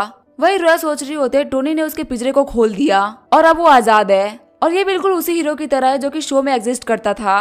और रोया की अफेक्शन 85% तक बढ़ गई होती है। तभी उस सेक्रेटरी बोलता है मिस्टर टोनी मैंने आपके लिए नया कॉन्ट्रैक्ट बना दिया है, प्लीज आप यहाँ पे साइन कर दीजिए। तभी टोनी रोया का हाथ पकड़ते हुए बोलता है साइन करो, अपने आप को फ्री करो, अब से तुम किसी के भी कंट्रोल में नहीं हो। फिर टोनी रोया के फादर के अकाउंट में $500 मिलियन भेज देता है, जिसको देख के रोया की मदर बोलती है सच में पैसे आ गए। और रोया के फादर बोल रहे होते हैं क्या सच में आपको सिर्फ यही रिक्वेस्ट करनी थी। फिर टोनी बोलता है तो मुझे और क्या चाहिए। टोनी रोया के फादर के पास जाते हुए बोलता है तुम्हारी कंपनी का नीचे गिरना या ऊपर उठना सब मेरे दिमाग के अंदर है, लेकिन अगर फिर से तुमने रोया के साथ कुछ ऐसा करने का ट्राई भी किया तो मैं तुम्हारी फैमिली को इस अर्थ से गायब कर दूंगा। ये सुन के रोया के फादर काफी तक घबरा जाते हैं और टोनी बोलता है रोया यहाँ पे कुछ भी नहीं बचा करने के लिए, तो चलो चलते हैं। तभी अंकल हान बोलते हैं मिस्टर स्टार्क आपने तो काफी खतरनाक काम कर दिया और ये बुढ़ा हान आपकी काफी ज्यादा इज्जत करता है, और मेरे बेटे ने आपसे थोड़ी सी फाइट कर ली थी तो उसके बिहाफ पे मैं आपसे सॉरी बोलता हूँ। फिर अंकल हान सोच रहे होते हैं सिर्फ कंट्री का रिचेस्ट बंदा ही होगा जो कि $500 मिलियन बिना सोचे खर्च कर सकता है, और ये बंदा इतना स्ट्रॉन्ग है जितना मैं सोच भी नहीं सकता, इसे दुश्मनी करना दुनिया की सबसे बड़ी बेवकूफी होगी। फिर हान गैंग बोलता है फादर इसने पहले मुझे मारा था। तभी अंकल हान से थप्पड़ मारते हुए बोलते हैं कमीने चुप हो जा, मुझे पता जो भी मैंने कमाया है वो तू बर्बाद कर देगा, और तेरे ऐसे घटिया होने की वजह से मैं तुझे बहुत ज्यादा मारने वाला हूँ। सीन चेंज होता है और हम देखते हैं रोया और टोनी एक कार में आ गए होते हैं। रोया बोलते मुझे बचाने के लिए शुक्रिया टोनी। टोनी बोलता है ये पहली बार नहीं है जब मैंने तुम्हें बचाया है। फिर हमें पास्ट का सीन दिखाया जाता है जब टोनी और रोया स्कूल में पढ़ते थे। स्कूल में काम होने की वजह से रोया काफी ज्यादा लेट घर जा रही होती है और सोच रही होती है बहुत ज्यादा रात हो गई है, बस मैं सेफली घर पहुंच जाऊं। लेकिन तभी उसे कुछ बुरे लोग घेर लेते हैं। रोया बोलती है आखिर आप लोग मुझे क्यों घेर रहे हैं, आप लोग को मुझसे क्या काम है। लेकिन उसे एक बंदा पकड़ते हुए बोलता है हमें पैसे चाहिए, और अगर तुम हमें पैसे नहीं दे सकते तो कोई बात नहीं, तुम बहुत ज्यादा सुंदर हो, हम लोग बस तुम्हारे साथ थोड़ी देर खेलेंगे, उसके बाद तुम घर चले जाना। वही रोया बोल रही होती है मुझे छोड़ दो वरना मैं पुलिस को बुला दूंगी। लेकिन रोया के चिल्लाने पे भी वहाँ पे कोई भी नहीं आ रहा होता। तभी वहाँ पे टोनी दौड़ते हुए आता है और उस बंदे को एक खतरनाक धक्का देता है और कहता है क्लासमेट रोया यहाँ से भाग जाओ, बस पीछे मुड़ के मत देखना, बस भागती रहो। और वहाँ पे जितने भी वो बुरे बंदे होते हैं वो सभी टोनी को मारने लगते हैं। कहते हैं तेरी हिम्मत कैसे हुई हम लोग को डिस्टर्ब करने की, हम लोग यहाँ पे काफी ज्यादा मजा करने वाले थे। रोया बोल रही होती है मैं उस टाइम इतना ज्यादा डर गई थी कि मैंने पीछे मुड़ के देखा भी नहीं, और मुझे ये भी नहीं पता कि वो कौन बंदा जिसने मेरी हेल्प करी थी। और जब मैं वहाँ पे पुलिस को लेके आई तो वहाँ पे ना तो गैंगस्टर थे और ना ही मेरी हेल्प करने वाला बंदा। उस दिन के बाद से मैं हमेशा सोचती थी आखिर वो कौन था जिसने मेरी हेल्प करी थी, लेकिन मुझे बिल्कुल भी नहीं पता था कि टोनी वो तुम हो सकते हो। और जो रोया के अफेक्शन होते हैं वो 95 पॉइंट्स हो गई होती है, और टोनी को नोटिफिकेशन आती है कि आपने रोया के ऊपर $500 मिलियन खर्च किए हैं, इसी वजह से आपको $50 मिलियन मिलते हैं, साथ ही आपको 35 स्ट्रेंथनिंग पॉइंट भी मिलते हैं, और आप 4 लैंग्वेजेस के मास्टर बन चुके हैं। और टोनी सोच रहा होता है मुझे सब देख के काफी अच्छा लग रहा है, पहले ही मैंने बहुत कुछ किया था लेकिन मैं बस खड़ा होकर देखते रहा, लेकिन इस बार मैं हिम्मत करके आगे आया और मुझे बहुत अच्छा लग रहा है कि मैंने अपने पास सेल्फ को पीछे छोड़ दिया है। और हम देखते हैं टोनी और रोया किस करने ही वाले होते हैं, तभी हमें फोन बजता है और कॉल जाओकी का आया होता है। जैसे टोनी कॉल पिक करता है जाओकी बोलती है मैंने विला के अंदर शिफ्ट कर लिया है, और तुम्हें पता है मैं 2 दिन से इस घर के लिए बेस्ट फर्नीचर ढूंढ रही थी, क्या तुम्हें याद है कल कौन सा दिन है। टोनी बोलता है मैं कैसे भूल सकता हूँ, कल तुम्हारा बर्थडे है, मैंने तुम्हारे लिए गिफ्ट भी प्रिपेयर कर रखा है। साथ ही सोच रहा होता है जाओकी के फोन के टाइम काफी ज्यादा बेकार थी। फिर जाओकी बोलते मुझे कुछ ज्यादा एक्सपेंसिव गिफ्ट मत दे देना, मैंने अपने सारे क्लासमेट्स को इन्वाइट किया है। टोनी बोलता है ठीक है मैं देखता हूँ मैं तुम्हें क्या गिफ्ट कर सकता हूँ। वही टोनी सोच रहा होता है तुमने मेरा पूरा दिन खराब कर दिया। तभी जाओकी के पास में यूकी आती है और वो बोलती है आखिर ये फोटो कहाँ लगानी है, और जाओकी बोलती है मैं तुमसे बाद में बात करती हूँ, अभी मुझे बहुत सारा काम है। साथ ही वो डांस करते हुए सोच रही होती है अभी मेरे पास खुद का घर है, और वो भी ऐसा वैसा घर नहीं, $60 मिलियन का मेंशन। फिर टोनी रोया को बोलता है तुम्हें पता है कल मेरे क्लासमेट का बर्थडे है, क्या तुम मेरे साथ चलना चाहोगी। साथ ही वो सोच रहा होता है मुझे यहाँ पे इनिशिएटिव लेना पड़ेगा ताकि इसे बिल्कुल भी ना लगे कि मैं इसे कुछ छुपा रहा हूँ। जितना ज्यादा ये लोग मेरे बारे में फ्रीली सोचेंगे उतना ज्यादा मेरे लिए अच्छा है। तभी रोया बोलती है नहीं मैं कल नहीं आ सकती क्योंकि आज कॉन्ट्रैक्ट साइन हुआ है तो घर पे बहुत कुछ हो रहा होगा और वहाँ पे जितने भी लोग हैं वो तुम्हारे दोस्त हैं, शायद से मेरा वहाँ पे चलना सही नहीं होगा। रोया सोच रही होती है कुछ ऐसे क्वेश्चन होते हैं जो कि हमें पूछ लेने चाहिए, वही कुछ क्वेश्चन ऐसे होते हैं जो कि जरूरी नहीं होते और हमें वो नहीं पूछने चाहिए। जैसे कि अभी मैंने टोनी से नहीं पूछा कि आखिर वो किससे बात कर रहा था, इससे ये लगता है कि मैं काफी ज्यादा बोसी बिहेव कर रही हूँ जबकि उसने मेरी जान 2 बार बचाई है। फिर टोनी बोलता है अगर तुम वहाँ पे मेरे साथ चलते तो मुझे काफी ज्यादा अच्छा लगता, लेकिन कोई बात नहीं। रोया बोलते है अगर मुझे फ्यूचर में चांस मिलेगा तो मैं जरूर चलूंगी। फिर हम देखते हैं टोनी ने रोया को ड्रॉप कर दिया होता है। रोया बोलती है मेरे लिए इतना कुछ करने के लिए शुक्रिया। फिर टोनी बोलता है रोया अगर तुम्हें इतना ही बुरा लग रहा है तो तुम मुझे इंटरेस्ट के तौर पे कुछ दे सकती हो। तभी रोया टोनी के चिक्स पे किस कर देती है और कहती है ये वो स्टैम्प है जिससे प्रूव होता है कि अब से तुम मेरे हो। इतना सुनने के बाद टोनी बोलता है सच में काफी ज्यादा औसम है। फिर वो वापस आते हुए बोलता है चलो अपने काम पे वापस चलते हैं। तभी टोनी को पीछे से बोलता है टोनी क्या ये तुम्हारी कार है, और हम देखते हैं वो होती है नोरा। लेकिन टोनी उसे आंसर नहीं करता और अपनी कार में बैठ के निकल जाता है। तभी नोरा की फ्रेंड बोलती है टोनी ने तुम्हें लास्ट टाइम झूठ बोला था और टोनी उस जस्टिन हैमर से तो बहुत ज्यादा अमीर है, लगता है वो तुम्हें टेस्ट कर रहा था और तुम उसके टेस्ट में बहुत ही गंदी तरीके से फेल हुई हो।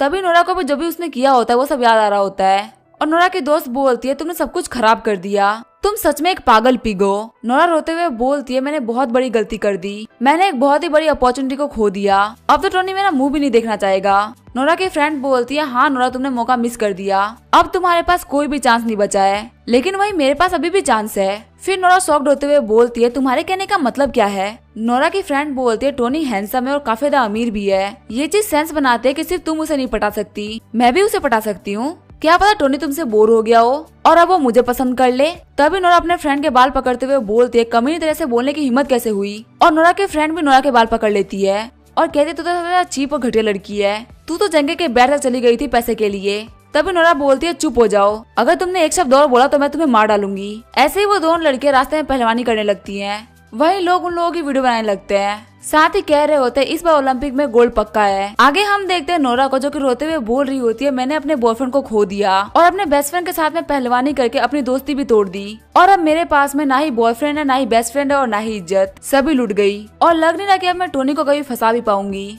क्योंकि वो दिन पर दिन बहुत ही ज्यादा अच्छा होता जा रहा है, साथ ही मुझसे दूर भी होता जा रहा है। और वो रोते हुए जा ही रही होती है तभी पीछे से उसको कोई आवाज लगाता है और हम देखते हैं वो होती है शेंसुई। शेंसुई बोलती है लड़की तुम्हारा नाम नोरा है ना, मेरा नाम है शेंसुई, और क्या तुम एक इंटरनेट इन्फ्लुएंसर बनने में इंटरेस्टेड हो। मेरे पास एक आइडिया है जिससे तुम टोनी स्टार्क को फिर से अपना बॉयफ्रेंड बना सकती हो। सीन चेंज होता है और हम देखते हैं टोनी को। अपने कमरे में बैठे हुए टोनी सोच रहा होता है आखिर मैं जॉकी को क्या गिफ्ट देना चाहिए, अगर उसे मैं कुछ अच्छा गिफ्ट कर देता हूँ तो उसका इफेक्शन पॉइंट 95% हो सकता है, लगता है मुझे बाहर जाकर कुछ शॉपिंग करनी चाहिए। तभी जियांगटाओ बोलता है टोनी इधर देखो, नोरा ने एक लाइव ब्रॉडकास्ट चालू करी है और जो ये कर रही है वो काफी ज्यादा अजीब है। हम देखते हैं नोरा को जो कि कह रही होती है मेरा नाम है नोरा और मैं टोनी स्टार्क की पहली गर्लफ्रेंड हूँ। मैं उसे कॉलेज में मिली थी और उसने 3 साल तक मेरा पीछा किया था, लेकिन मुझे उस टाइम बिल्कुल भी नहीं पता था कि वो इतना ज्यादा अमीर है। उस टाइम वो मेरे लिए पॉक लेके आया करता था और आप विश्वास नहीं करेंगे मुझे सिर्फ एक फोन दिलाने के लिए उसने 3 महीने पार्ट टाइम जॉब करी थी, लेकिन जब से वो अमीर हुआ है वो मेरी तरफ देखता भी नहीं है। हम देखते उसे कुछ कमेंट आए होते हैं जिसमें लिखा होता है टोनी स्टार्क तेरे ऊपर थूके बिना, और क्या तो टोनी स्टार्क को जानती भी है या सिर्फ उसका नाम यूज कर रही है, और ये बोल रही है कि जिस बंदे ने कुछ ही दिनों में इंटरनेट के ऊपर बिलियंस ऑफ डॉलर खर्च कर दिए वो इसके लिए एक फोन लेने के लिए 3 महीने पार्ट टाइम जॉब करेगा। वही कुछ बंदों ने कमेंट किया होता है कि हमसे प्राइवेट मैसेज में बात करो, हमें मिस्टर स्टार्क के बारे में और भी जानना है। वही हम देखते हैं टोनी को जो कि बोल रहा होता है ये कमीनी मुझे अभी भी डिफेम कर रही है। तभी जियांगटाओ बोलता है देखो उस कमीनी नोरा को, वो अभी जस्टिन को डेट भी कर रही है और कैसे एक्ट कर रही है। वही टोनी सोच रहा होता है ये लड़की तो काफी ज्यादा बेशरम हो चुकी है, ये यहाँ पे खुद को विक्टिम दिखा रही है, लेकिन मुझे पता है नोरा का जो दिमाग है वो एकदम सुअर का है, इतना कुछ सोचना इसके बस की बात नहीं। यहाँ पे ये सब कुछ किया गया है मेरा अटेंशन पाने के लिए, साथ ही पब्लिक के सामने मेरे कैरेक्टर को खराब करने के लिए। यहाँ पे कोई तो है जो इसकी हेल्प कर रहा है। फिर टोनी मिस्टर होंग को कॉल करता है और बोलता है मुझे एक हेल्प चाहिए थी। यूट्यूब पे एक लड़की जिसने ब्रॉडकास्ट चालू किया है और इसने ये ब्रॉडकास्ट साग कंपनी के अंडर में चालू किया है, तो क्या आप मुझे बता सकते हैं कि ये ब्रॉडकास्ट मेनली किसको बिलोंग करता है। फिर मिस्टर होंग मैसेज करता है कि हमें पता चल गया। जिस कंपनी के थ्रू ये लड़की ब्रॉडकास्ट कर रही है वो है जूमिंग मीडिया और उसकी लीगल पर्सन है सेंसुई। टोनी सोचता है सेंसुई तो वही औरत है जो उस दिन मुझे परेशान कर रही थी और उस दिन तो सिर्फ मैंने उसको वार्निंग देके छोड़ दिया था, लेकिन लगता है ये मुझे हल्के में ले रही है कि मैं इसका कुछ कर नहीं सकता, लगता है इसको सबक सिखाना ही पड़ेगा। वही सेंसुई को देखते हैं जो कि कह रही होती है नोरा की जो पहली ब्रॉडकास्ट है उसपे 1 मिलियन व्यूज आए हैं और हमारा जो प्लान था वो काफी ज्यादा काम कर रहा है। और हम देखते हैं सेंसुई को याद आ रहा होता है कि उसके बॉस ने उसे बहुत ज्यादा डांटा था कि उसने लास्ट टाइम टोनी से पंगा ले लिया था और सेंसुई बोलती है बॉस मैंने ऐसा किया क्या है जिसकी वजह से आप मुझे इतना डांट रहे हैं। तभी उसके बॉस बोलते हैं जिस बंदे को तुम परेशान कर रही थी वो कोई और नहीं टोनी स्टार्क है। ये सुन के सेंसुई पूरी तरीके से घबरा गई होती है और फिर वो एक बंदे से कह के टोनी के बारे में पूरी इन्फॉर्मेशन निकलवाती है जिससे उसे पता चलता है कि नोरा उसकी पहली गर्लफ्रेंड रह चुकी है और वो प्लान करती है कि वो नोरा का यूज करते हुए टोनी को अपनी कंपनी के अंडर में लेके आएगी जिससे कि टोनी के फेवर से वो मिलियन ऑफ डॉलर कमा सके।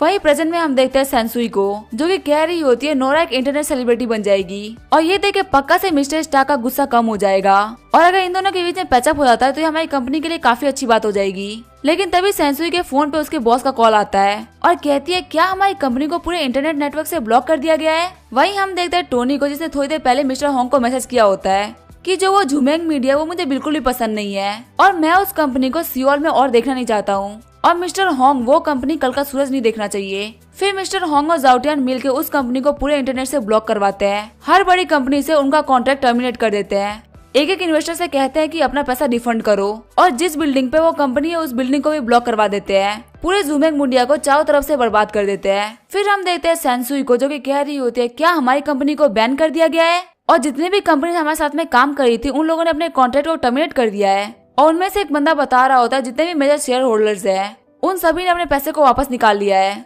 और हमें हमारी कंपनी को बचाने के लिए कम से कम 10 मिलियन डॉलर की जरूरत पड़ेगी। सेंसुई बोलते 10 मिलियन डॉलर, ये तो बहुत बड़ा अमाउंट होता है, आखिर हम इतना पैसा कहाँ से लाएंगे। फिर सेंसुई के पास में कुछ बैंक के बंदे आते हैं और वो बोलते हैं आपकी कंपनी ने 6 महीने से कोई लोन नहीं भरा, इसी वजह से आपके हिस्से के जितने भी एसेट्स हैं उन सभी को फ्रीज किया जाता है। फिर सेंसुई के पास में कुछ इन्फ्लुएंसर्स आते हुए बोलती हैं हमने आपके साथ में बहुत अच्छा काम किया लेकिन आगे हम आपके साथ में काम नहीं कर सकते, हम लोगों ने कोई और कंपनी को ज्वाइन कर लिया है। फिर एक बंदा सेंसुई के पास आते हुए बोलता है अगर आप इस बिल्डिंग की फीस नहीं भरेंगे तो आप इस बिल्डिंग में एंटर नहीं कर पाएंगी। अगले दिन हम देखते हैं सेंसुई ने अपने कंपनी से बोरा बिस्तर बांध लिया होता है और वो सोच रही होती है ये काम पक्का से मिस्टर स्टार्क ने किया है, वरना हमारी इतनी बड़ी कंपनी को एक झटके में सियोल से गायब करना ये किसी आम बंदे का काम नहीं हो सकता। फिर टोनी अपने फोन पे देखता है जूमिंग मीडिया के बैन होने की वजह से नोरा का चैनल भी बैन हो गया होता है और वो सोच रहा होता है मिस्टर होंग और ड्रैगन किंग ने मेरी काफी ज्यादा हेल्प करी और लगता है मुझे टाइम मिलते ही इन लोगों को एक डिनर पार्टी देनी चाहिए और शायद अब टाइम आ चुका है कि मैं जाके जाओकी के लिए एक अच्छा सा गिफ्ट खरीद लूं। लेकिन जब वो अपने कार के मिरर पे देखता है तो सेंसुई उसके मिरर पे चिपकी होती है और कह रही होती है मिस्टर स्टार्क मैं गलत थी, मुझे आपके साथ में चालाकी नहीं करनी चाहिए थी, प्लीज मुझे रास्ता दे दीजिए ताकि मैं बच जाऊं। तभी टोनी को नोटिफिकेशन आती है कि आपके अफेक्शन सिस्टम में ऐड हो चुकी है। टोनी सोच रहा होता है आखिर ये ऐड क्यों हो गई, मैं तो बिल्कुल भी नहीं चाहता कि ये मेरे अफेक्शन सिस्टम में रहे। फिर टोनी बोलता है आंटी अपनी जगह याद रखो, अगर अगली बार तुमने कोई भी चढ़ाई करने की कोशिश करी तो इस बार तो सिर्फ कंपनी गायब हुई है, अगली बार तुम गायब हो जाओगी। वही मिस सेंसुई सोच रही होती है मैंने पहले ये चीज फील क्यों नहीं करी, मिस्टर स्टार्क तो बहुत ज्यादा हैंडसम है, स्पेशली जब उन्होंने मुझसे कहा कि मैं दफा हो जाऊं और उसकी जो अफेक्शन होती है वो 10% से बढ़ गई होती है। टोनी सोच रहा होता है आखिर आंटी की अफेक्शन मेरे क्यों बढ़ रही है, मुझे ये बिल्कुल भी पसंद नहीं है। फिर हमें टोनी के विला का सीन दिखाया जाता है, जावे का बर्थडे के दिन उसके सारे क्लास में उससे मिलने के लिए आए होते हैं और कह रहे होते हैं ये एक बहुत ज्यादा फेमस जगह है, इस विला का प्राइस 50 से 60 मिलियन डॉलर तो होगा ही। लगता है हमारी चेयरमैन जावे किसी बहुत ही बड़े बिजनेसमैन की बेटी है, वरना इतना बड़ा घर लेना किसी के लिए भी काफी ज्यादा मुश्किल है। तभी उनमें से एक लड़की बोलती है मैं और मेरे डैड इस जगह को देखने के लिए आए थे पहले और मैंने तो सुना था कि ये विला नंबर 1 किसी बहुत ही अमीर बंदे होंग का है, लेकिन वो तो अभी अपने 30s या 40s के अंदर है। और ये लड़की होती है स्टूडेंट यूनियन की मिनिस्टर और जाओकी की राइवल जोंग लिली। तभी यूकी आगे बढ़ते हुए बोलती है तुम्हारे कहने का मतलब क्या है, क्या जाओकी झूठ बोल रही है। तभी एक बंदा आगे बढ़ते हुए बोलता है लिली बिल्कुल सही बोल रही है, जो बॉस होंग है उन्होंने अपनी बेटी का बर्थडे पहले इस विला में मना रखा है और मैं काफी ज्यादा लकी था, मैंने उनकी बेटी का बर्थडे अटेंड किया था, लेकिन उनकी बेटी तो सिर्फ 12 साल की है। ये सुनकर सारे लोग बोल रहे होते हैं क्या हमारी प्रेसिडेंट झूठ बोल रही है। लेकिन तभी यूकी लिली के सामने घर के पेपर रख देती है और कहती है आराम से इसको पढ़ लो, ये घर जाओकी के नाम पे है। ये देखने के बाद सभी लोग बोल रहे होते हैं नहीं हमारी प्रेसिडेंट एकदम सच बोल रही थी, लगता है इन्फ्लुएंसिंग में बहुत सारा पैसा है और ग्रेजुएट होने से पहले इतना सारा पैसा कमा लेना ये बहुत बड़ी बात है। वही जाओकी सोच रही होती है अभी तक टोनी नहीं आया, क्या वो किसी ट्रैफिक में फंस गया है। वही टोनी बाहर आ गया होता है और वो बोलता है फाइनली मैं पहुंच गया। जाओकी ने यहाँ पे इतने सारे लोगों को इनवाइट कर लिया है कि यहाँ पे पार्किंग के लिए घर में जगह ही नहीं बची थी, इसी वजह से मुझे कार को दूर पार्क करना पड़ रहा है। तभी टोनी के पास से एक कार गुजरती है। टोनी सोच रहा होता है आजकल लोग बहुत तेज गाड़ी चलाते हैं। सभी लोग पार्टी में आ गए होते हैं और वो बोल रहे होते हैं ये तो करारी 488 है और ये गाड़ी तो हमारे सीनियर टैंक की है। मैंने तो ये भी सुना है कि इस गाड़ी की कीमत $4 मिलियन है। सीनियर टैंक गाड़ी से उतरते हुए बोलते हैं विला नंबर 1। हाँ ये वही विला है और हमें बताया जाता है ये है यूनियन के प्रेसिडेंट सीनियर टैंक ज्यू वैन। साथ ही सियोल की बहुत बड़ी कंपनी टैंक ग्रुप के सेकंड सन भी है। सीनियर टैंक टोनी को देखते हुए बोल रहे होते हैं आखिर ये चूहा कौन है जो कि अपने हाथ में एक टेडी बियर लेके जाओकी के बर्थडे पे आ गया है और जाओकी ने आखिर इस चूहे को बुलाया क्यों। तभी जाओकी खुश होते हुए बोलती है फाइनली तुम आ गए, तुम्हारे लिए मैं काफी ज्यादा देर से वेट कर रही थी। सीनियर टैंक बाहें फैलाते हुए बोलते हैं मैं आ गया जाओकी, लेकिन जाओकी उसको डॉच करते हुए टोनी के पास चली जाती है। तभी टोनी उसे टेडी बियर देखते हुए बोलता है मैं तुम्हारे लिए यही लेके आया हूँ और हैप्पी बर्थडे जाओकी। और सभी लोग देखते हुए बोल रहे होते हैं क्या हम लोग सपना देख रहे हैं। एक छोटे से टेडी बियर से जाओकी पिघल गई। यहाँ पे ब्रदर युवान ने उनको $20,000 का बैग दिया था, लेकिन इन्होंने उसको एक्सेप्ट करने से मना कर दिया। पर इस बंदे के टेडी बियर को देख के इतने ज्यादा खुश है। वही सीनियर टैंक सोच रहे होते हैं मैं जाओकी का पीछा बहुत सालों से कर रहा हूँ, लेकिन फिर भी इसने मुझे इतना घास नहीं डाला जितना इस चूहे को डाल दिया है। लेकिन कोई बात नहीं, अब मेरी बारी है। तभी टैन के पीछे एक ट्रक आ जाती है। टैन बोलता है जाओकी मैंने तुम्हारे लिए गिफ्ट प्रिपेयर किया है और हम देखते हैं वो होता है एक प्रोफेशनल लेवल पियानो। टैन बोलता है ये गिफ्ट मैंने तुम्हारे लिए इसलिए प्रिपेयर किया क्योंकि तुम एक पियानो मास्टर हो। जाओकी बोलते है ये बहुत महंगा आया होगा, मैं आपको इसके पैसे ट्रांसफर कर दूंगी। टैन बोलता है जाओकी के सामने पैसे की कोई वैल्यू नहीं है और मैं तुम्हें इस पियानो के साथ में काफी अच्छी परफॉर्मेंस भी दूंगा जिसको कि मैंने खुद ही लिखा है। फिर वो वहाँ पे पियानो बजाने लगता है जिसको सुन के सभी लोग बोल रहे होते हैं सीनियर टैन तो काफी अच्छा पियानो बजाते हैं। और जाओकी भी बोलती है सीनियर टैन आपका पियानो बजाने के लिए शुक्रिया, आपकी स्किल्स को देख के तो मुझे खुद के ऊपर शर्म आ रही है। सीनियर टैन बोलते हैं जाओकी तुम्हें मेरा गाना अच्छा लगा, इस बात की मुझे बहुत खुशी है। और टोनी तुम यहाँ पे काफी देर से खड़े हो, क्यों ना थोड़ी बहुत तुम भी अपनी स्किल्स को दिखा दो। वही टोनी सोच रहा होता है लगता है ये बंदा चाहता है कि मेरे यहाँ पे बेइज्जती हो जाए। फिर टोनी बोलता है जैसा कि ब्रदर टैन ने कहा मैं आपकी विश को जरूर पूरी करूंगा। वही जाओकी सोच रही होती है क्या टोनी को पियानो बजाने आता है और बाकी सभी लोग बोल रहे होते हैं देख के लग नहीं रहा कि इस बंदे को पियानो बजाने आता होगा, आज तो इस बंदे की बहुत ज्यादा बेइज्जती होने वाली है। वही टोनी सोच रहा होता है मुझे पियानो के बारे में पी भी नहीं आता और टोनी को नोटिफिकेशन आती है कि आपके पास में 25 स्ट्रेंथनिंग पॉइंट पड़े हुए हैं, अगर आपने 10 पॉइंट्स को पियानो स्किल में ऐड कर दे तो आपकी स्किल एक्टिवेट हो जाएगी। वही टोनी सोच रहा होता है मैं मानता हूँ मैं मेहनत करके कुछ भी नहीं सीख सकता, लेकिन यहाँ पे कुछ चीट स्किल्स भी तो होती है ना। फिर वो बोलता है सिस्टर मुझे 50 साल का पियानो बजाने का एक्सपीरियंस दे दो। और टोनी को देखते हुए सीनियर टैन सोच रहे होते इसकी तो मोमेंटम ही चेंज हो गई। जैसे ही टोनी अपने गाने को स्टार्ट करता है सीनियर टैन एकदम शॉक्ड हो जाते हैं। टोनी बोल रहा होता है ये तो बस स्टार्टिंग है, अभी मेरा सीक्रेट मूव आना बाकी है। फिर टोनी बहुत जल्दी जल्दी पियानो बजाने लगता है। सीनियर टैन सोच रहे होते ये बहुत तेज बजा रहा है, लेकिन फिर भी इसकी धुन इधर उधर नहीं हो रही। वहीं बाकी सारे बच्चे सोच रहे होते ये वही अमेजिंग स्किल है जिसके बारे में टीचर ने बताया था कि कैसे कोई 2 हाथों से 4 हाथों के बराबर पियानो बजा सकता है। लेकिन इस टेक्निक की जो ट्रेनिंग है वो काफी ज्यादा ब्रूटल है, इसीलिए कोई भी इसे गुजर नहीं पाता। और हम देखते हैं टोनी ने अपने गाने को स्टॉप कर दिया होता है, जिसको देख के वहाँ पर सभी लोग चुप हो जाते हैं। इसी के साथ ये एपिसोड यहीं पे एंड करेंगे। वीडियो देखने के लिए थैंक यू।